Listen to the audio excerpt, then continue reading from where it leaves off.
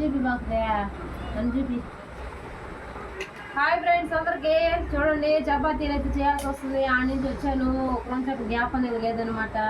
ఇంకా నా చపాతీలు అయితే రుద్దాలా, నేను రుద్దాలా, పాప రుద్దాలా అనుకుంటుంటే చూడండి ఇవైతే ఎంత రౌండ్గా రావడం. ఎలా అంటే కొంతమంది తెలిసి ఉండొచ్చు, కొంతమందికి తెలిసి ఉండకపోవచ్చు. ఇప్పుడు చూడండి మా పాప అయితే చూడండి దీన్ని మీరైతే చపాతీ అంటారా ఏమంటారు నాకైతే తెలియదు.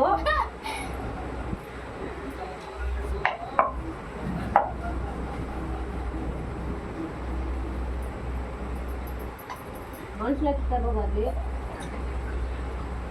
అది కరెక్ట్గా కూడా జరిపినట్లేదండి.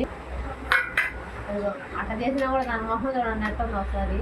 ఈ ఎండ చపాతీలు ఇలా రౌండ్గా రావాలంటే ఏం చేయాలా? ఇంత రౌండ్గా అయితే రావాలంట. ఇది చూడటానికి చూడండి అప్పడాలాగా అయితే ఉన్నాయి. ఇవి చూస్తుంటే నిద్దుకు వచ్చేస్తుంది. అప్పటికి ఇది రౌండ్గా కూడా రాలేదు. అంత పిండి సాలేదండి, మనం చేసే చపాతీని బట్టి ఉంటుంది.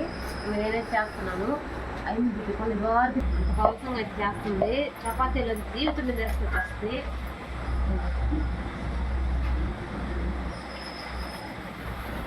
అంతేలా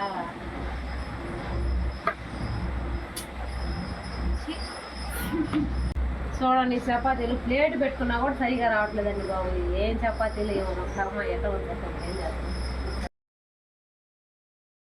ఫైనల్గా బాగా కుస్తీ పడి అయితే చపాతీలు అయితే రౌండ్గానే చేసిందండి.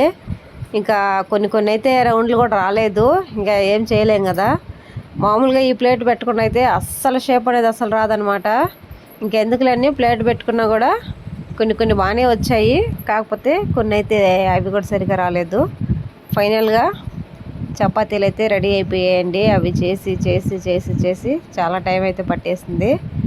సో ఇక ఇవాళ నైట్కి అన్నం తినకుండా చపాతీలని ఫిక్స్ అయిపోయాం కాబట్టి ఇంకా చపాతీలు చేసేసుకున్నాము.